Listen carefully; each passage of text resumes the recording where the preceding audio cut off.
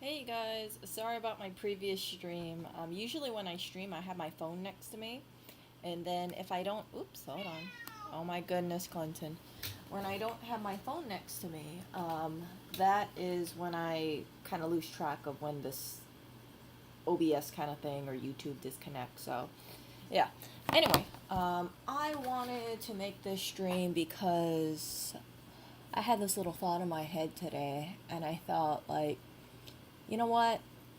Too many times we focus on like what we lack in. And I've seen it in my live chat where you have people who complain, and I understand, right? You know, people complain about, let's say, they're not as at the same point of their peers, or they feel like they're behind on life, or they feel like they're basically not where they want to be. But people don't focus on really what they have. So, for instance, right? Imagine saying, "Hey, you know, I hate how tiny my apartment is, or I hate how tiny my room is," and you lose focus about what you have, which is a roof. So this is a third world country, and I'm 99.9% sure that this place does not have internet, at least in these like shanties or these houses. And I'm not saying this because I'm, you know, trying to say like, oh, look how these people are and they're in like terrible living conditions, really. But what I'm trying to say is that it's easy when we get this whole first world mindset to forget that there are people in the world who live like this. And imagine complaining that your room or your house is only 500 square feet, and then you don't really think about, like, yeah, there are people in the world who live like this, right? And even drinking water. I remember when I was in Florida, I was thinking to myself, like, especially in Orlando area, the water there has like such a sulfur, irony kind of smell to it. It actually stinks, but it's clean. However, it's not the best water at all. But at least, right? At least the water is purified. It's not like I have to go to a riverbed and have to drink some, you know, dirty water of sense. So I remember having this discussion on the trip where it's like, oh my goodness, the water in Orlando was just freaking terrible. But coming from living in a first world country, our terrible is actually so much better than, you know, drinking water like this. See? So, too many times I think people who, as a person who lives in a first world country, or people in first world country, we take a lot of freaking things for granted. And it's hard for people to really kind of grasp this kind of thing about how fortunate they are unless they live in a third world country, or unless, you know, they kind of try and look and see how do other people live in the world. And yeah, so many, I think it's, I don't know what it really is, but it's like, I think it's because we surround ourselves with, let's say, ads. And even if we don't want to surround ourselves, we see it on the TV, we see it on YouTube ads, we see it in, you know, shows, we see it in, even when we walk into a store, right? Like a TJ Maxx or Home Goods, it's like, oh, you know, all this stuff, if you get it, right? Like, this will improve your life, but it doesn't bring in the focus like, hey, be thankful for what you have. It's always like, how can your life be better, you know? Or it tries to instill this feeling like you're not good enough, so yeah, you need to chase all these kind of items. But in actuality, I think that we need to kind of see it as, hey, you know what, we're really freaking fortunate, and if we improve our life, great. But if we don't, like, hey, don't beat yourself up if you have, let's say, an old car, or if you have, let's say, a wall that has like it you know, has like a gouge in it, or just say like, oh, you know, I want to live in like $1 million house, and then you just kind of like a multi-million-dollar house, because $1 million don't get you far in New York. Hello, Clinton. And yeah, kind of keep that kind of perspective. We're really lucky, and you know what else we're more lucky about? Um, we're lucky that we, we're lucky with the things that we have. Not just drinking water, not just the roof. We're lucky to have access to food.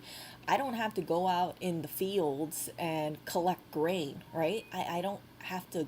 plant my own stuff, I can go to a grocery store and pick something up. So it's like that kind of position. I see it really as a position of really privilege, because when you live in a first world country, especially in a city area, you don't have to, go out in the field. And truly, I've said this before, but I'm really thankful for farmers, because I've known a few farmers in my life, personally, and they work really hard. And so many times it's like people, it's like you take the farmers for granted. If city folks did not have the farmers, well, we would starve. We would starve to death, because, like, we're, like, especially in New York City, there's no, they got a few people who do this, like, let's say, rooftop gardening or balcony gardening, but that's not enough food to sustain a person. That's just my opinion. And even if you do have people who do rooftop gardening, it's not enough to sustain a city. Just my two thoughts. So I'm always trying to think about things that way. And yeah, especially now, I've been thinking about mortality as well. I don't think about dying tomorrow or anything like that. I really want to have a long life to live, but I've kind of thought, like, hey, you know what? I'm really freaking lucky. I'm really freaking lucky that I have access to what we consider to be basic necessities: electricity, water, food, shelter. And my family, back in Hawaii, same thing.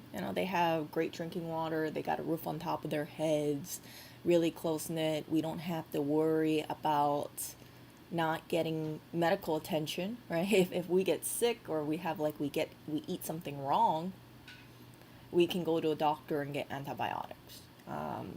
If we, if we can go and get medical help. And yeah, we have access to that kind of stuff. It's not one of those things where we live in a remote area and all we got is, like, the village shaman of sorts. And yeah, I'm not gonna diss it, but I'm just saying, like, you have access to more medical equipment. If someone gets, let's say, in an accident, like a car accident, and they need to go immediately to the hospital, they can, right? There's such thing as blood transfusions. I don't think there are such things as blood transfusions in some of these countries. Just, especially in these remote areas. So we're very, very blessed to have access to that kind of stuff. And even as, even just being, living in the United States, right? We have opportunities, and it's not just the United States. I'm just saying this because I live in the United States.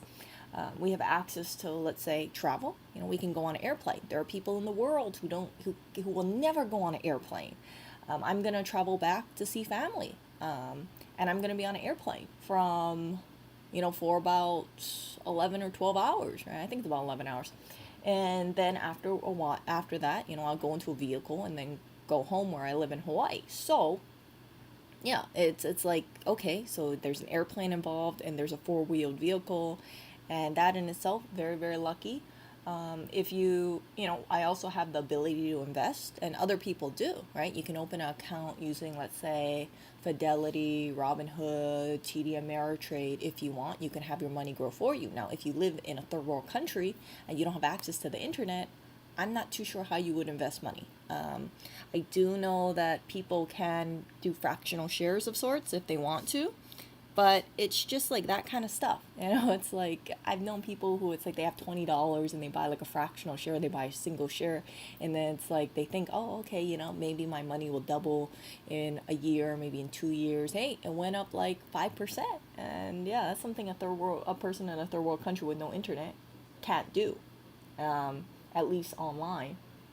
And where if you're able to move, if you're able to walk, then you can also run.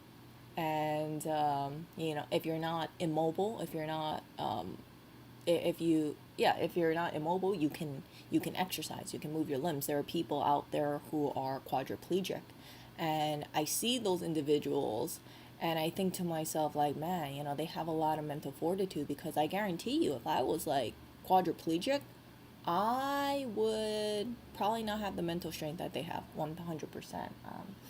And then also, if you are conscious, you can laugh with people. You can you can hear your loved ones, and yeah, we take things for granted, like seeing our loved ones. If you're, let's say, you have a distance, right? Like I'm in New York right now. Um, I can, if I wanted to, I could take a photo, send it to family in Hawaii. I can do, let's say, a Zoom or Skype thing, and they can see me. So we can see each other, and it's like things like that. Like people don't really take into consideration. Like, yeah, we're so freaking lucky that we can use technology. Or we have the technology, so even though we don't see, we're not there physically, right? We can see each other and interact that way. And if we are able to see each other physically, then we can hug one another, and yeah, and yeah. So if we have another day to live, we can try to be better. We can try to be kinder as well. And it's like all those kind of things. It's very important. It's very important to just kind of recognize, like, hey, these are all the things that we we have in our lives, and we're very, very, very, very fortunate. And I know some people deal with depression and anxiety, and it's hard to kind of see outside of the sadness. But at the end of it, right, when we wake up and we have another day, there's a possibility that our day will be better.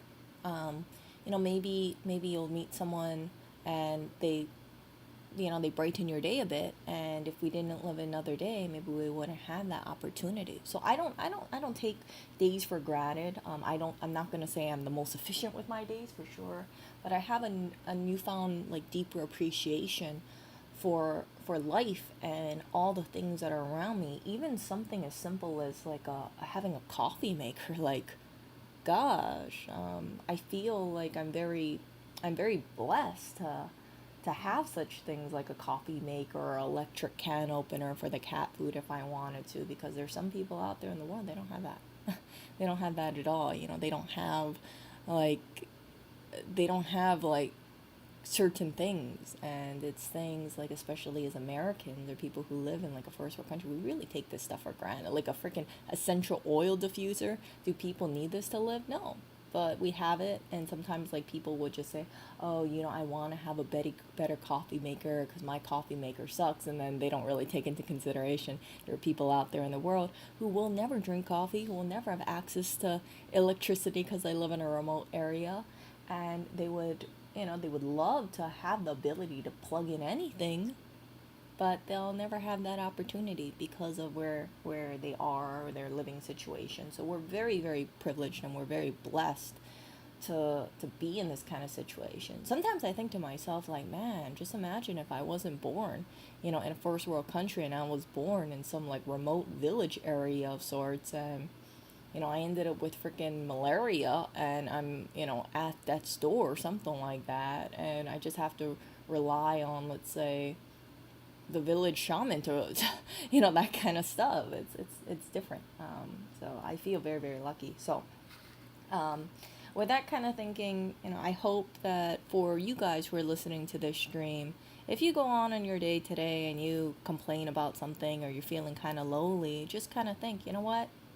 It's not where I want to be right now. It's not perfect, but I am so blessed. I know this sounds really. I know it sounds. Some people will be like, Erica, okay, great. I have drinking water. Other people don't. But truly, like, it's not just like a one-time thing. Just our living situation, just like how we were brought up, even getting, like I said, social services, food stamps, welfare, that kind of stuff. Low-income housing. These are things that are offered in the United States. I'm sure they're offered in other countries as well, but I'm not too familiar um, with what country specifically. I know some European countries have that as well. I'm sure Australia has that as well, some sort of social services. But yeah, we're very fortunate. We're very, very fortunate, and that kind of stuff. So yeah, I don't want anybody to kind of just have this thinking that, yeah, their life sucks, because your life probably doesn't suck as much as other people. It's all also a matter of perspective too.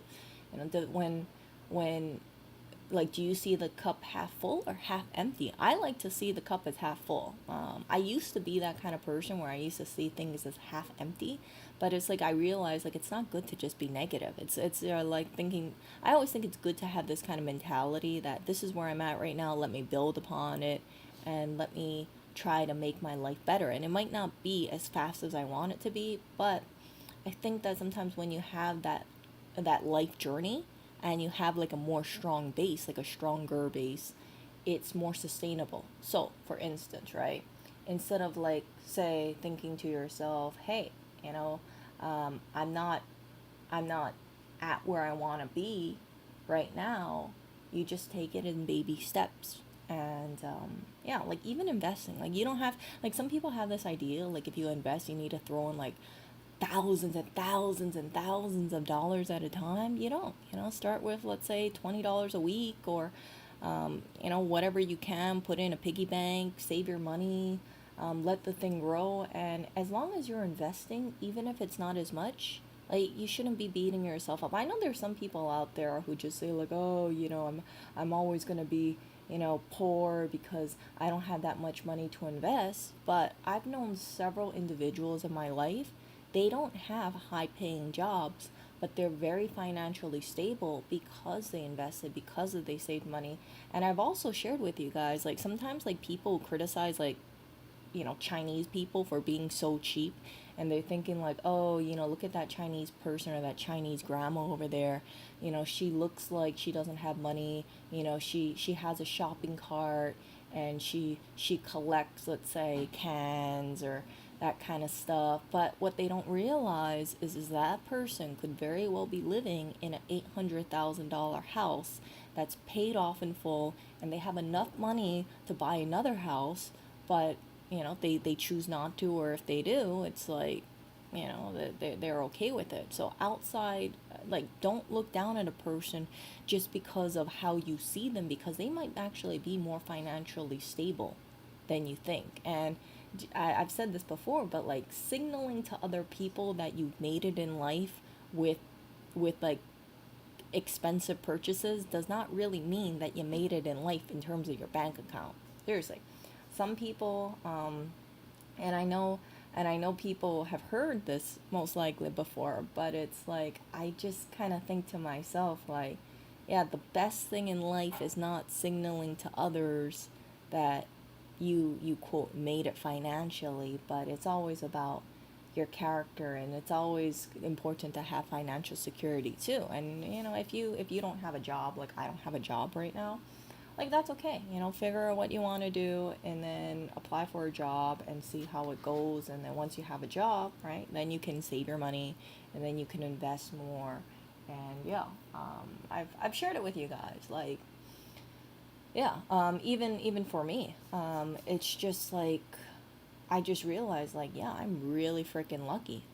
I remember it's like, I remember like thinking to myself like, yeah, I'm really really blessed to have what I have in life. And I don't think I would, have certain things in life if it wasn't for the position that I was born in, like first world country kind of stuff. So, yeah, with that kind of realization, I definitely want to be better. And I think that it's important to just kind of focus on that, right? If you have a body and you're able to move, and you have a weight issue, there are people who are 6 feet under who can't exercise anymore. You can exercise. So you are blessed. You have the ability to exercise, but it's up to you if you want to do it or not. And yeah, I haven't really been the best in exercising, been very, very upfront with that. But I am very lucky, and I am very, I guess, fortunate that, yeah, I'm able to do calorie restriction. I don't want to say calorie restriction. I don't count my calories, but I don't eat too much processed foods. I usually eat a lot of like protein and try to go low carb. So if I don't exercise, it's like my weight doesn't go out of control or anything like that, because I'm mostly just eating protein and vegetables, and some carbs. And if I do eat some fatty stuff, like I ate a cheesecake on my birthday, it's like whatever. I don't eat a cheesecake every day. So it's all about those kind of habits, for sure. So yeah, let me read chat right now, really quickly.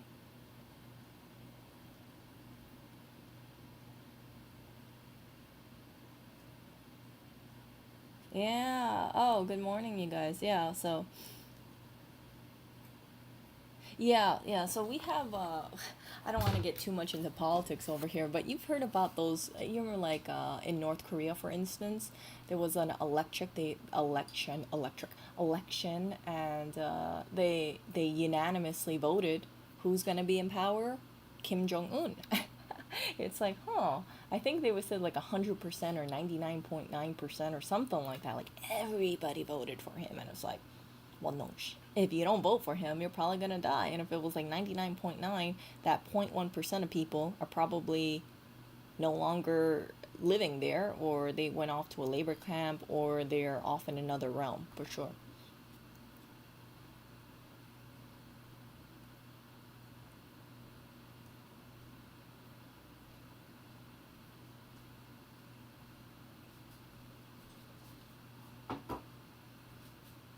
Yeah, I think, one of the things that I really notice about people who live in small towns or people who live in, let's say, a more humble area, like a remote area, they tend to be closer with their family. I think that sometimes when you are in like a country that's bombarded with advertisements and media, you become less close to your family. And I know this is a generalization, but let me say this, okay? I think that there's a trend here where people let's say TV educate their kids, and they just say, "Oh, what is the entertainment for tonight? Okay, let's watch some TV, let's watch some talk show." And there's not enough focus about family relations. Now, I understand that you can have a balance in between both, but sometimes it's like people are just saying like, "Oh, I don't want to, I rather just like have them watch a television." And I think part of it is because parents can be overworked, right? When if you're working an 8-hour job and you come home, you don't want to have to think about let's say, it's different, right? Because before, like, people used to live in a household, like I heard in like the 1950s or so, the husband can work, and then the wife could stay at home, take care of the kids. And it's not like it's an easy job, but the family is closer because the mom's always there, watching over the kids. Versus now, it's like if both parents have to work and childcare is so expensive, yeah, it's hard for families to have that kind of strong unit or so. But yeah, I have a lot of respect for people who do live in small towns, and they have like such a strong family unit. I think it's a beautiful thing. I think sometimes it's like you see kids with these issues, like family issues, because they feel neglected by the parents, or like the parents just don't want to deal with the kids, or they don't really want to like mentor the kids as much because they're understandably stressed. Yep. Emily brings up a good point. What truly blessed is being able to buy food from a store knowing that everything you bought is safe. Yeah, except in China, because I don't know what it is about China.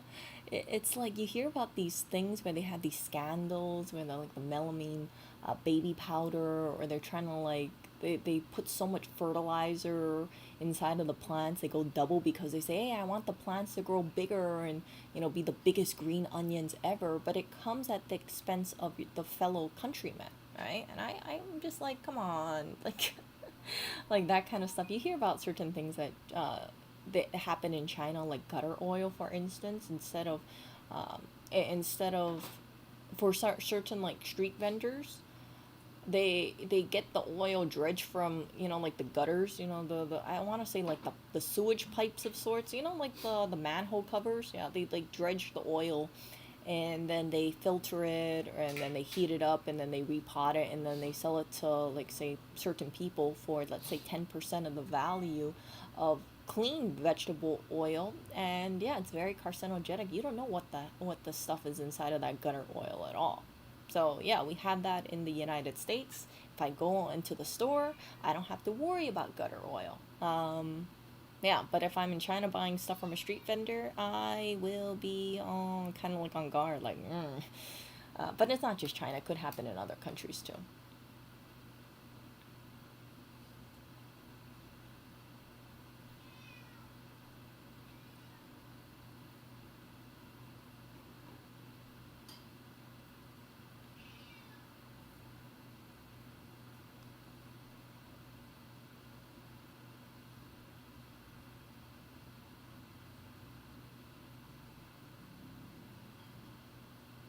Yeah, no, what I said is that yeah, there's some people who it's like they really enjoy, let's say, exercising and they enjoy rock climbing, right?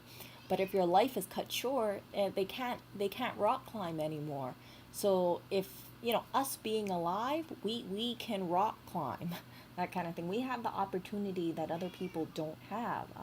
If you are physically able to rock climb, right? You have ability to, let's say, control your arms and your legs, you can do it. But yeah, sometimes like people think about wanting to do stuff and they physically can do it, but they choose not to because of mental blocks. And if we are able to do it, then that by itself, we're very blessed to have that ability.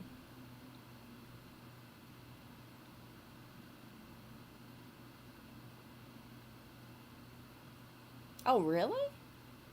You gotta wash the dishes they give you at restaurants? I did not know that. I have not been.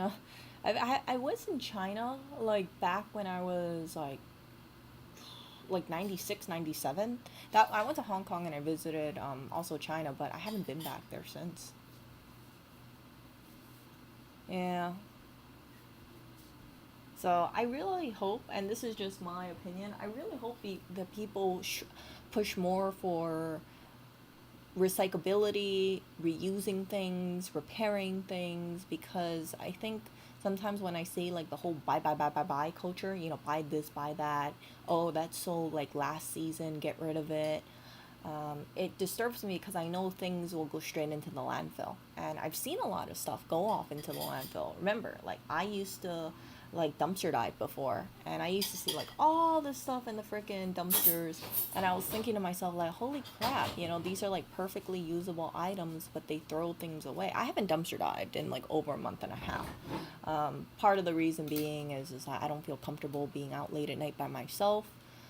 The other thing too is that there's really nothing I really need to add into this apartment. I feel comfortable with what we have. I used to think like, oh, we need more floral, and then we ended up with a barrage of floral, and now I'm thinking like, I don't really need more floral. And yeah, I'm pretty happy with things. The only thing I would get would be an organizer, but that's about it. But yeah, just like stuff like that, like living in a country where people throw things away that are perfectly usable and they toss it because, oh well, it's last season, oh it's because it has a little scratch on it, so the store, instead of marking things down, they think like they're gonna toss it away. It's like, yeah. Even certain things, like it's kind of surprising. But again, yeah, so there are a lot of people, I don't want to say a lot of people, but there were like a portion of people who are, let's say, freegans or dumpster divers in New York City, and they can do that kind of stuff. And yeah, they take, they try to rescue things and reuse things, or, put things out and donate it in the community.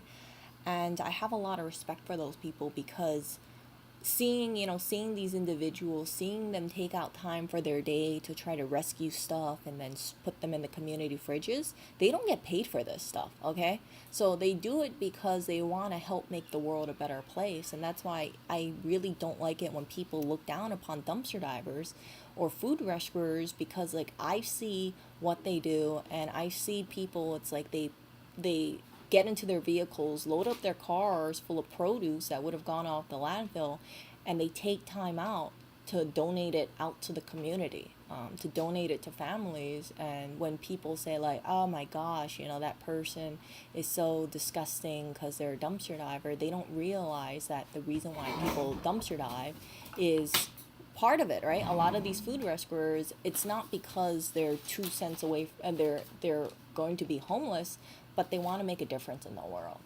I think I shared with you guys, there was this one person that I met, and they're an author, and they're a visible person, and they're a dumpster diver. They have zero problem with it, and they do it because they want to help the environment, and they want to like make the world a more, they they want to rescue things that would have gone in the dumpster. and they're very open about it. And I thought, like, wow, this person is more visible than me, with my little 5,000 subscriber channel. So it's not just about them, it's more like the bigger picture here. It's to reduce waste that goes in the landfill, help make the world a brighter place. But so many times, like, people are focused on that. And it really saddens me when people say, like, oh, just get a job, or oh, that's so gross. It's like, it's so short-sighted. And I would actually say, for those people who make those kind of statements out loud, those people, right, I don't think they're helping the world out as much as those dumpster divers and those food rescuers at all. Some of the most giving people that I have known in New York are food rescuers and dumpster divers. And yeah, it's just like, so if you come across, let's say, a dumpster diver in New York, like, don't assume they're homeless, okay? Most likely they're rescuing food because they want to help out the community fridges, they want to help out the community. It's a very big misconception. And yeah, normally, like, when I was dumpster diving and I was bumping into people, yeah, people would collect things. It's like, oh, I like to restock so and so fridge, or I like to donate it to, a bunch of struggling families that I know. And it's just like, you have this kind of conversation and this little camaraderie. And yeah, it's like, screw what people think about this kind of stuff. And even we're even privileged, like, living in like New York, and then seeing all this stuff being thrown away. It's like, you got some people, they live in a country and they're starving, and they go into a dumpster and they find total crap in there. But in New York, you can find a lot of good stuff there.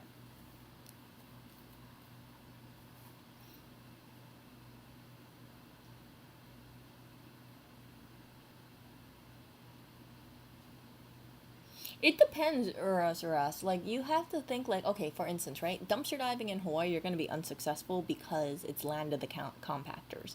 But dumpster diving in New York, where there's so much waste and so much excess, it's not a huge waste of your time. It isn't. But you gotta like look at certain places. You gotta look at, like, the bigger chain stores. So for instance, right, you would want to go off to, let's say, a retailer that's bigger, or if you, let's say, it's like a chain place, right, like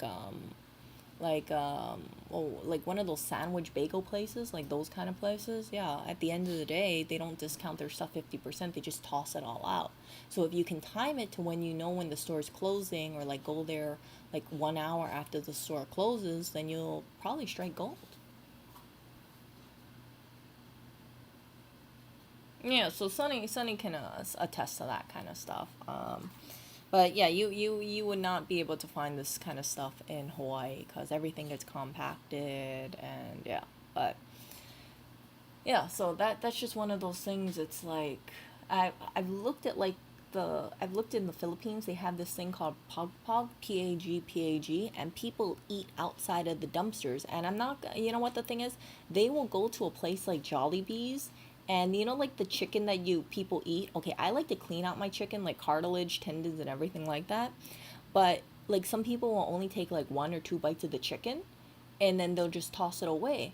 And there's people in the Philippines who live in these like shanty kind of areas. They'll collect this food, like the half-eaten chicken, or chicken that might have gone bad, because there's no thing as refrigeration if you live in a shanty. Let's be real here, right? Like, if you have um, limited access to electricity, you're not going to be able to refrigerate stuff.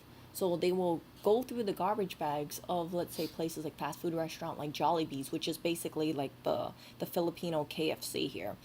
And they'll get all this like chicken, sausage, corn, put it in bags, rinse it in water.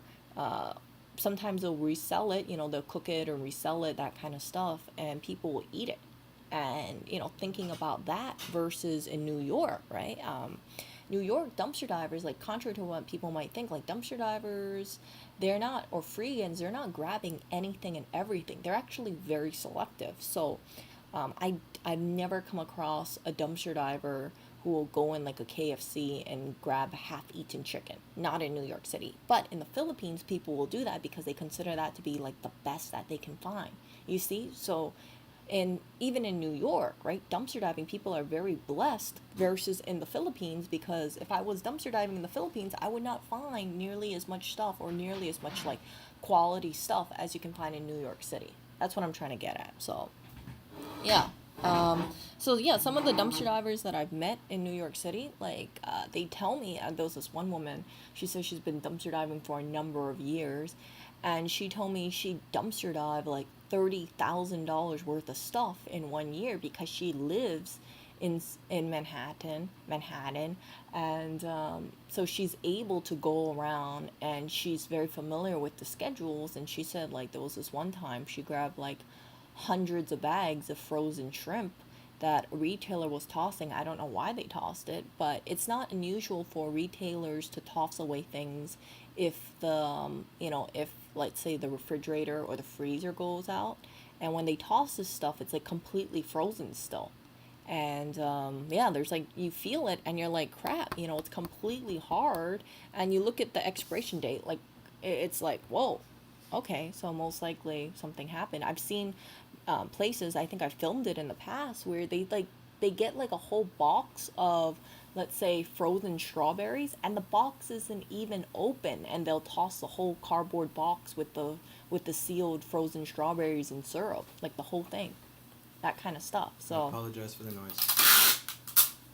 Okay. yeah, so yeah, but you won't find too much stuff being recalled. Like, I think people have this misconception that if all the food that grocery stores are tossing away, they're all bad. It's not the case. A lot of the times it's because the best by date is upcoming, and the best by date is not indicator of quality. It's an indicator of taste. So yeah, if you get like a bag of chips and they say best by date June 21st, that doesn't mean on June 22nd it's going to be poisonous.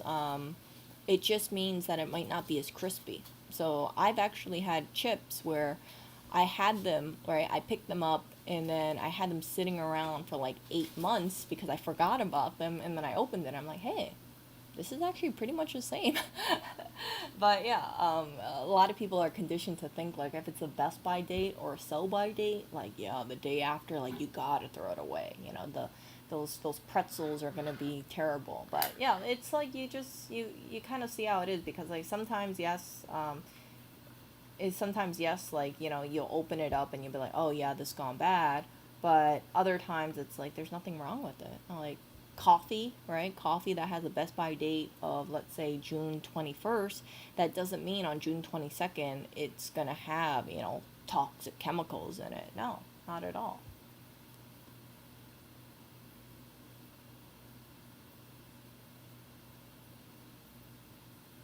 Yeah, I mean, like, yeah, I have no problem with, let's say, getting dishes or plates, because I figure, right? You go to a restaurant. You think they're giving you a new plate every time? Hell no, they're not giving you a new plate. They put it through a dishwasher. You go to a thrift store, right? It's the same thing. These are all used plates. But people are conditioned to think that if something's used, right? Oh, it must be terrible. But what people are forgetting is that when you go to a hotel, do you think your sheets and your towels are all brand new? They're not. They've been washed multiple times.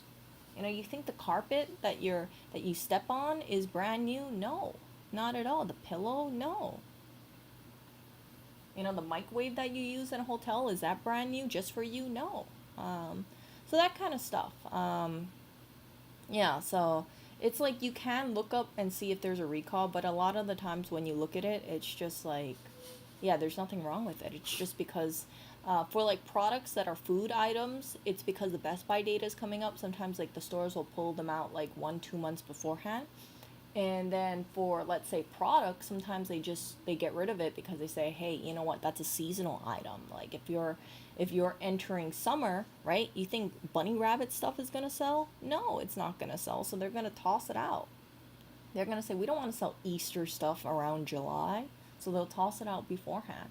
Sometimes they'll mark it down, but if they get like a whole bunch of new product in, they're just going to toss it.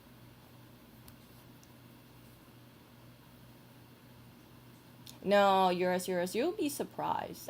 You think grocery stores really care about that kind of stuff? No, it's like they're getting new inventory in. And yeah, let's say for instance, right? I spoke to this one dumpster diver. They were telling me, they said, yeah, let's say a store gets a case of honey. One honey container breaks out of like 12. There's 12 honey containers inside of a cardboard box. Because one honey container breaks, they'll toss the whole entire box, And then what they'll do is that they'll tell the manufacturer, hey, you know what, one of the containers, one of the cases was damaged, so they'll get a reimbursement for it. So as a result of that, they got to toss around the whole box of honey because one broke. But that doesn't mean that the other 11 um, containers of honey are toxic or anything. It's just because they write it off. And when you write it off, you have to say, like, I disposed of it. No, I don't think that's the case. Yeah. But yeah, like sometimes it's like, yeah, sometimes like I think people have this irrational fear, like, oh, it must be poison, it must be dangerous, that, or they have this feeling like companies just, they must have a good reason why that's not the case. That's not the case at all. And I can say this as a person who has, looked at things, who has dumpster dived, who I've spoken to other dumpster divers too, who have been doing this for years, and spoke to freegans, and yeah, it's just like a lot of the times it's just like they can't sell it, or yeah, they decide not, they discontinue putting it on the shelf. So for instance, there was this one like vegan burger thing that was at a grocery store, and I remember I saw it for months, and I remember thinking to myself, like, holy crap, this stuff is so freaking expensive, it doesn't look like the tastiest. And then a couple months later, when I was dumpster diving with these food rescue individuals, I saw like about, I'd say 20 pounds of those same patties that I had seen in the grocery store previously, all thrown away. And you know what they did? They got rid of the product, but they never replaced it. So they discontinued selling the product, the whole entire line, and they decided to carry other products, not from the same brand, but from different brands instead. Because you figure, right? If you're a grocery store and you have a freezer section, if you're not moving a specific item, that is just taking up freezer space that can be used to sell products that will make you money, versus you storing that item and it's not selling at all. So this place is kind of like a bougie place of sorts, so they're not going to mark it down 50%. They just tossed everything out, and I was just like, whoa, holy crap, this is so much product. And yeah, it went off to community fridges, it went off to other food rescuers. I took a bunch of them, they were perfectly fine. And yeah, it was the same product I had seen in the stores for months, but it was just sitting there because nobody bought it because it was like $9 a package or so. No, no, they don't. There's this misconception that it's so easy to donate things to food banks. You have to think about logistics. Also, because I did volunteer at a food pantry for a couple months, it's like they have limited space. They cannot accept everything. There's a reason why not there's a reason why, like, a lot of bagel places and donut places, they just toss out the stuff. Do you know why? Because it's like a lot of these food banks, they have so much freaking carbohydrates, so much bread, so much sandwich bread, and yeah, it's like they're overwhelmed. I've never seen so much bread in my life, for this one food pantry, and the only donations they were accepting was from Whole Foods. Whole Foods, and yeah, they got so much bread, it was insane. I was like, whoa, that is a lot of freaking bread. And it's like they got so much bread that they can't accept from another place because their food pantry space is limited. So they had volunteers take the bread, sometimes repackage the bread, break it up, that kind of stuff. Like if there was like loose pastries or so, they would put like three in a bag and then tie it up. But yeah, it's like just Whole Foods alone for that one food pantry, it's enough. Like they cannot physically accept any other pastry or bagel place or any other car place because there's finite space in these food pantries.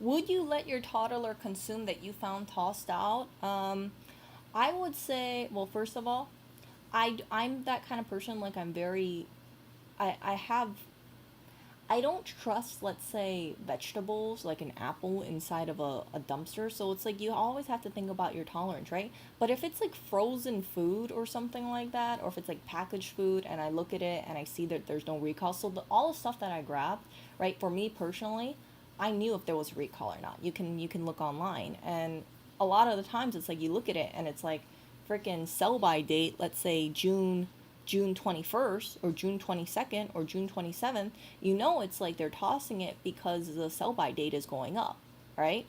So that in that case, it's like you're saying, okay, so the store held on to it for a couple months, and then the sell by date is approaching, and that's why they're getting rid of it. It's not like they held it for 2 months and they say, oh, wait a second, we got a recall, and coincidentally, the recall happens to be the same day that, or the same week that the stores are going to pull it.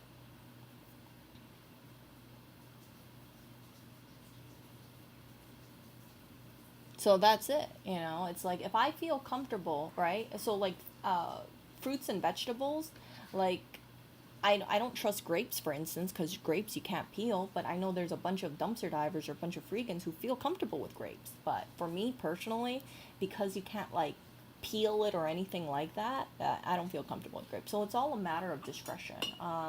But like I said, right, it's all about tolerance. There are people who dumpster dive very frequently and they feed themselves with it and they're perfectly fine. But the thing about dumpster diving food, depending on what it is, you'll find a lot of processed foods. And I don't, right? I don't eat a lot of processed foods. I tend to go with meats and I tend to go with like vegetables. So I don't trust, right? It's like I don't trust a lot of the meats that come out of a dumpster because if it's like it feels warm or something, right? You don't feel comfortable with that kind of thing. But yeah, that kind of stuff, like you're just more wary of it. So I think I've only dumpster dived meats like 3 times. Yeah, 2 times actually. But other than that, like I didn't feel comfortable with it because it's like you look at it and you check it and you feel the temperature, and if it doesn't feel like it's cold, I'm like, I don't want to risk it. But other people, right, they're more okay with it. So it's all a matter of like tolerance. Like if I feel like, okay, the store just closed not too long ago and it's really cold and it looks okay, then I'll take it. But 90% of the time I didn't feel comfortable with it. No, no, no, no, no. So that kind of stuff, like I don't feel comfortable. So yeah, but like processed foods, you feel more like, come on now, like something like mac and cheese, right? That's in a box. Is it going to be toxic? Like just because it's the sell by date is coming up? No, it's so freaking processed. Something sealed, like let's say cookies, like you're fine with that. If you're worried about it, look to see if there's a recall. If there's no recall, then and you look at the date and it's like, okay, well they got rid of it because sell by date is coming up, then my opinion's perfectly fine. But again, I haven't been dumpster diving as much because combination of things, right? A, I don't I don't eat a lot of processed foods as much anymore. I've been trying to eat cleaner. And then second of all, it's like I see stuff and I'm like, you know what, I can pass. So a lot of the stuff that I was picking up, I was actually donating it outwards. Like multiple bags of chips, donating that outwards. Pastries, donating a lot of that stuff out there. There's only like I'm not gonna eat 15 pounds of pastries in a week. So yeah, you just pick it up and you just donate it outwards. And yeah, it's like one of those food rescue kind of things. So when I look back and I look at those things, like I don't feel embarrassed about it because a lot of people benefited from it, and it's pretty much like an open secret. Like if you have all these foods that are expiring, where's it coming from? It's coming from the food rescuers, and yeah, like I don't mind it at all. Yeah, so like for meat, right? Anything that I cook, I always make sure like it's like if I pick up the meat myself, I'm okay with it being, let's say, a medium rare. But if it's something like, let's say you pick up from a dumpster dive or so, you gotta cook that well, or you gotta make sure it's like a stew.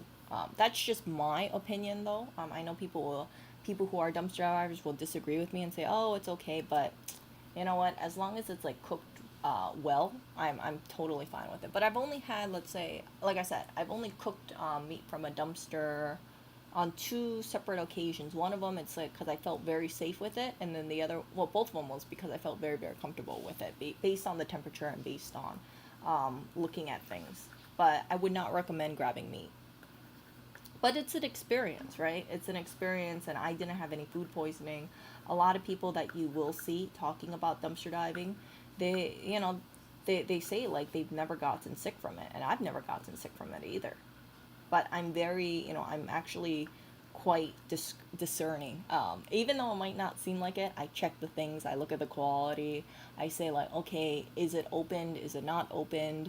Do I feel comfortable with it? And if I do, then I'll grab it. If I don't, then I definitely won't grab it. And other dumpster divers might have difference, right? They might say, I've known this dumpster diver where they they'll pick something up from a store, and then sometimes stores, right, because they know dumpster divers are around, they'll actually get a box cutter and slash things. So let's say they have guacamole, they'll slash the tops with a box cutter.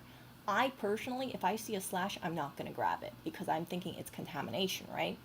Even if it's in a sealed bag, I don't feel comfortable because there's a box cutter that slashed the top of it through the packaging, right, into the guacamole.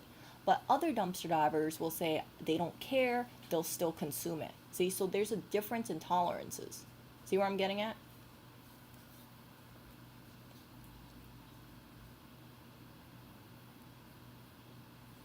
So yeah, and then I've known people where they say, oh, a store broke apart chocolate bars, and it's all broken apart, but they don't care about it, so they'll rescue all the broken chocolate bars. I'm talking like the thing is like broken in half, so the chocolate is exposed, right? I wouldn't feel comfortable grabbing that 100%. But for them, right, they'll say they don't really care, so they'll grab all the broken chocolate pieces and then temper it down, melt it down, and I don't know what they did with it, but yeah, they feel okay with it. I don't. See? So it's all like I said, right? It's like some people will be okay with it, other people won't. I am actually more discerning than people think. No, you know what? People are not. Most dumpster divers, like I said, they are not actually on the brink of homelessness. They are actually doing this because they want to rescue food, or right, they give it out to people. Like, do you think a person really has a use for all this produce or so? No. The most prominent dumpster divers that I've come across, they donate a lot of this stuff. They don't keep it for themselves too much. But you do have some people who do, they live solely on dumpster dive foods, and it's possible, but I think that if you do dumpster diving in New York, if like depending on what you're eating a lot of processed foods, you're eating a lot of like the same kind of sandwiches, you're eating a lot of like pastries or like like sausages and like hot dogs, like that's stuff that I don't really like eating. That's just me though. I don't. And then if it comes down to like an open lettuce leaf or something, I don't feel comfortable, grabbing, let's say, romaine lettuce that's not in a bag inside of a dumpster, right? Because it's too exposed for me. But other people, they won't care, you know? They won't care at all. They'll be like, oh, they'll just wash it and they'll be okay. So, again, right? All about tolerances. But, the fact that in New York City we have access to this kind of stuff, even like something like that, people are very blessed because third world country, you think they're going to be able to find, mountain of food? No, no, not at all.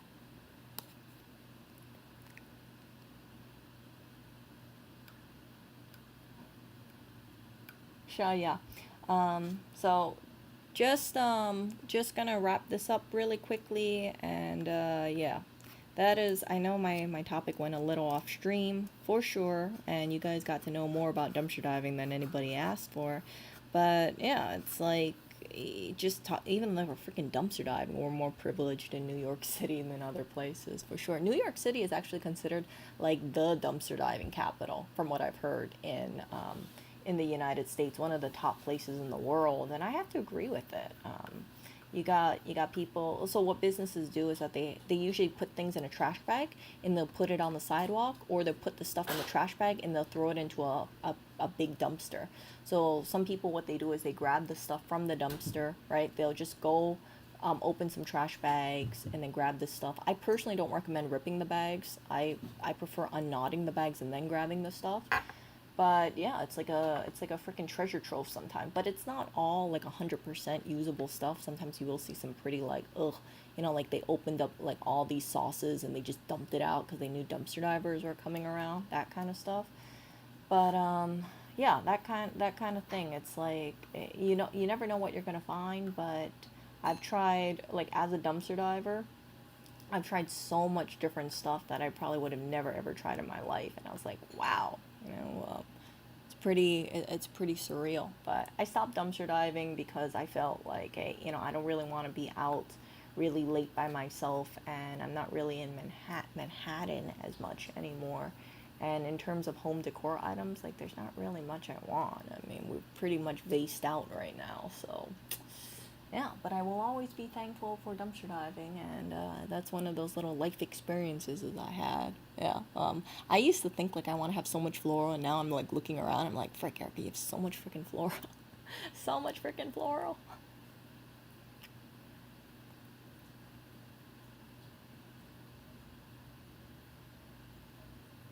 It depends. Like, relocating unwanted stuff, it depends. Like, if it's food items, I don't mind taking it, as long as I feel like if I'm comfortable eating it, I don't mind giving it away. So, yeah. So, a lot of the times, I was picking up stuff, and then if it passed my little inspection, or if I was with other food rescuers, we'd help load cars up, and we'd have like something like 30 containers of yogurt, and then it would go off into community fridges. People would get it, and it's like it's a logistics issue. Food waste is not actually because food waste is really a logistics issue. I wish that there was a way that stores, instead of tossing it in the dumpster, they were able to send it off to like a food pantry or community fridge. But it got so much waste, and like I said, food banks can only accept so much.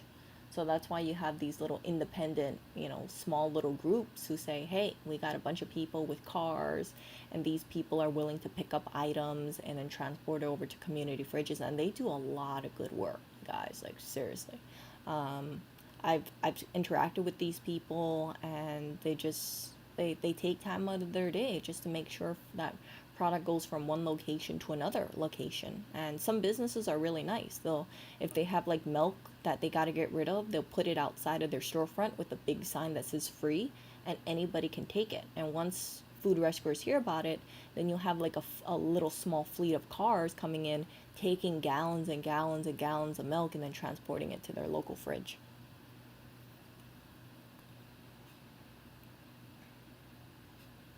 But yeah, so and yeah, so it's like those people are really really doing a good thing in the world, and I think it takes a lot of strength, and it takes a lot of courage to do these kind of things, and then hear people make these kind of comments. I've heard comments myself when I was dumpster diving with the group, and it's not, it's not the nicest thing, but you just let it, like water off a duck's back kind of thing, because you know what you're doing. And people, it's like they just like to look down on you, and it's a very humbling experience, because it's like at the end of the day, right? Did I need to dumpster dive? Do I need to dumpster dive? No, absolutely not. But I chose to do it because I thought, hey, you know what? I'll see, like for food, I'll see if I can go and bring it over to my little food distribution event that I volunteer at. And by the way, I forgot to tell you guys, but one of the reasons why I got distracted about the Tesla thing is because I actually missed my volunteering event because of that freaking delay with the license plate stuff. So I was planning to volunteer that day, and yeah, I was running late because of the freaking license plate. And I was like, frick, I've been missing that for a couple weeks. My uncle passed away. I went to Florida, and then the freaking Tesla thing, and now I gotta go, to Hawaii soon. So, oh, I wanted to like volunteer, but frick, just like a one thing after another kind of thing happening up. Yeah, so it's like, yeah, it's always important to try and do good, try to help out the community. And but depending on what you do, some people can like look down. And and I've said this before, like dumpster divers who do this kind of stuff. Hey, I needed to get an inspection for a backhoe. How can I schedule an appointment to do that? Okay, Okay, what time tomorrow? I'm gonna wrap this up really quickly for sure. But a Let me lot of get these people who are so food you my mail, right? rescuers Okay, I and see. dumpster divers, they prefer to work in the Yeah, my name shadows. is Lewis So Watson. you'll never really know who they are, and they just Alright, prefer thank to you so do much, man. I really things appreciate it. without getting that whole like, look at me, look how awesome I am, look how cool I am, look how I try to help out people. And I have a huge amount of respect for people Professional who inspection. decide to You'll work let in me the know shadows, tomorrow. right? who don't try to like post like look what I do to help out the community. Even for me, like I've Yes. shown a few things, but it's like I chose not to show a lot of the stuff because Right. it's like I didn't want to send the whole message like, oh, Erica's doing this kind of stuff because she wants people on YouTube to know what she's doing. It's like I did this kind of stuff just to show you like certain videos, right? Like look at the amount of waste that's going on. So if you look at my old videos, you can see like my DD streams. I think I listed them as DD. I never listed them as dumpster diving because I didn't want people who are dumpster diving at these locations to for it to show up on like YouTube, and then they're thinking like, oh crap, you know, she's pointing out that like these specific locations that she's going to, or you can kind of piece together what location I am at. So yeah, people dumpster dive. It's not just one person; it could be several people, but they just show up all at different times. Yeah, so that kind of thing. And cricket powder for human consumption, I'm totally for it. I think it's a great sustainable thing. I've looked into cricket powder. It's definitely less resource intensive than other in terms of protein, and it's very clean because I remember I was watching this thing about a cricket farm, and they breed very very very fast. But yeah, I mean, like, I'm not squeamish about cricket powder at all. But I think psychologically, people would get grossed out because they're like, ew, it's crickets. I've tried crickets before, like deep fried crickets. They have this like novelty snack. I wasn't a big fan of it. I tried like a barbecue flavor, ranch flavored. I tried worms too, like those fried worms, like those kind of like feeder worms. You know, the ones that they sell, they give to like I don't frogs or something like that, or toads, or turtles. I forgot what it is, but they're these small little worms that are about like 1 inch long. And yeah, I tried those too. I wasn't a big fan of them, but I was like, it's okay. It's okay. Yeah, I know. Um, yeah, and then also when you get things, there's always going to be a small amount of insects. So if you get like cranberries, for instance, dried cranberries, like don't be surprised if you have like an insect leg in there. So for sure, but they don't taste earthy. I can't describe it. Like they try to cover it in like seasoning, like barbecue or ranch, but it's just like a psychological thing. And then when you try it, you're like, it's okay. It's not my favorite.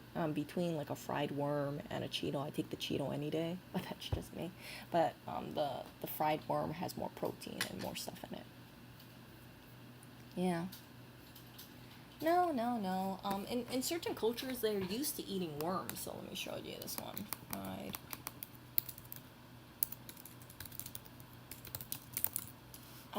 They sold it at like Hot Topic or something. Not this one. See these? These. See these? I know people are gonna get squeamish looking at this. Yeah, larvets. This is what I tried. They're not the greatest. I tried it once and I was like, I'll pass on it. See that?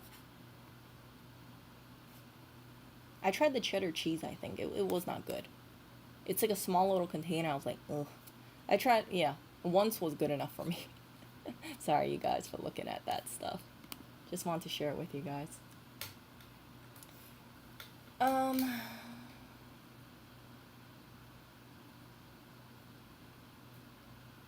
Oh, what?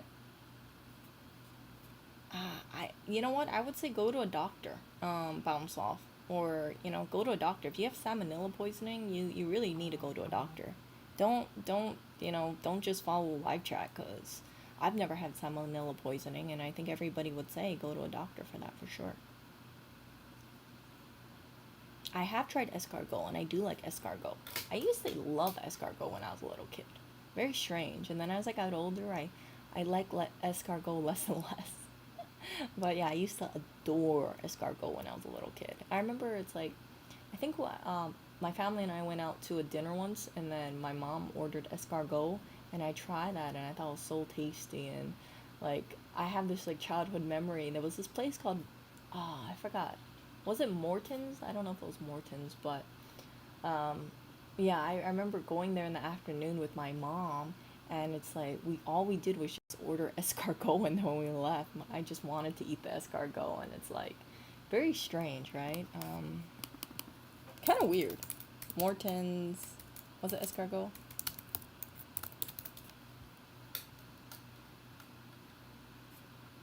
Yeah, see? Escargot. See that?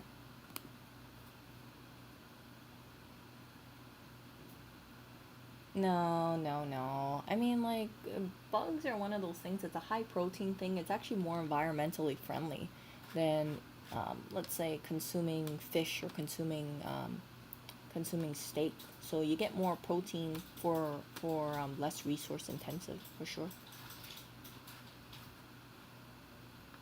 I don't know. You know what? I would suggest like I don't think anybody here is qualified to tell you about salmonella poisoning or what you can do. But what you can do is if you don't want to seek medical attention, and I would actually not recommend that, just try to find online and see what people do. But I would highly, highly, highly, highly suggest seeking medical attention. Go to a doctor. I don't have any tips for salmonella poisoning, but I don't think live chat would be the best resource to look for that. If you want, you could probably go online and search for more information, like on Google instead. But yeah, salmonella comes from like not cooking your meat well, right? Like chicken or maybe fish, but definitely chicken. So yeah, next time cook your meat well for sure. Like I don't mess around with chicken. Like I don't really cook chicken. I choose to cook beef instead. But yeah, if I ever cook chicken, I make sure 100% like that thing is well cooked for sure. And yeah, if you cook chicken or if you cook any kind of meat, definitely recommend using a temperature probe, because that way a meat thermometer, that way you can avoid it. Um, See this meat thermometer. So you stick it in the meat, and then as long as it hits a certain temperature, you know you're okay. I actually use this. We do have one. So this is really good at making sure that when you cook meat, it's not like raw inside. And it's like kind of like a fail safe, right? Because it's like as long as you see it hit that temperature, you know it's going to be perfect in terms of medium, or well done or whatnot. So the one we have specifically is this thermoprobe one. This is the one that we have. In this, and I like it a lot. So you just stick it in the meat. See?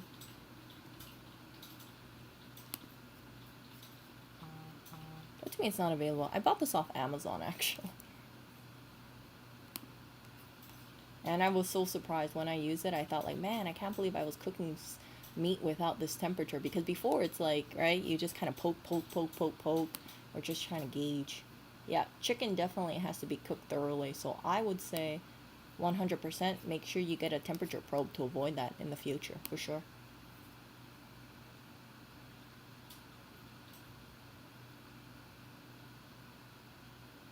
Yep, yep. I don't mess around with chicken, for sure. I don't. That's why I don't like cooking chicken too much. But my top meats would be beef, definitely beef, and then lamb, and then fish. But normally when I cook fish, I just buy sardines, or I'll buy like very rarely I'll buy wild caught salmon. I don't like eating farmed fish too much. Yeah. So yeah, or you can cook it until it's no longer pink. That's the other thing too. But it seems like Bounce Off has maybe is not cooking it long enough. So that's why I recommended getting a meat thermometer. And I don't skimp out on the time, because as you know, right, Bounce Off, like if you skimp out on the time and you try to save a minute or two or 3 minutes, then you can end up with salmonella poisoning. So yeah, I hope you get medical attention for that Bounce Off. Highly recommend going to see a doctor. If not, although it doesn't serve as medical advice, you could go on Google and just type in like headache, salmonella, you know, that kind of stuff. But I would recommend going to a doctor. Really recommend it, because I've heard people can pass away from salmonella, and I hope that doesn't happen to you for sure. Yeah, like if it's pink, you know, you're not cooking it enough. But I wonder, is it just not? Is it also how fresh or how old it is, because like I don't mess around with chicken at all. I don't mess around with meats too much at all. Chicken organs. Okay, chicken. Yeah, I've never cooked chicken organs. I imagine you have to cook with that stuff, but maybe it was undercooked.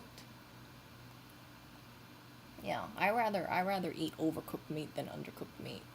If I was, especially if it's chicken, like no, I'm not messing around with that kind of stuff. But I do hope you get better, bounce off, and I hope that you know what else you can do if you don't want to, you can do like you can go to one of those online doctors, and I think it's like $30 for like telemedicine, like webcam. You tell them what your symptoms are, and then they can give you, like they're an actual doctor. I think it's called like online doctors, and then you just tell them what your symptoms are, and then they can give you medication. It's like $30, I think, for a session like that, which is much cheaper than seeing an actual doctor for sure. Yeah, I don't cook chicken liver. I actually don't like liver at all, even beef liver. I tried beef liver once. I was like, ugh, terrible. Beef liver and onions, terrible. So, yeah. Livers look pink. I don't know about livers looking pink. I don't know how to.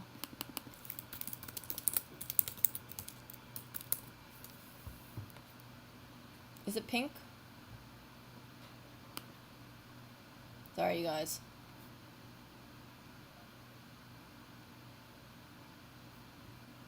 At least 2 minutes. See? So even here, bounce off. Look, whole livers need to be cooked for an internal temperature of 70 degrees Celsius for at least 2 minutes. So you better, I really hope you get a freaking digital thermometer, because this is how you can avoid it, right? You freaking get your temperature, your digital thermometer, and if it's right, showing that it's at 70 degrees at least, then you should be good for 2 minutes.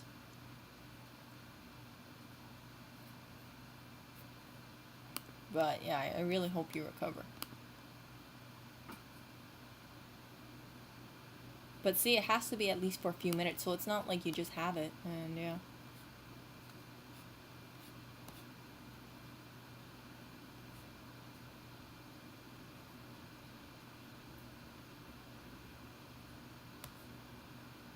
Yeah, so you guys, seriously, I want you guys to avoid getting this kind of stuff. Making sure that you use a temperature, a digital thermometer for your meat.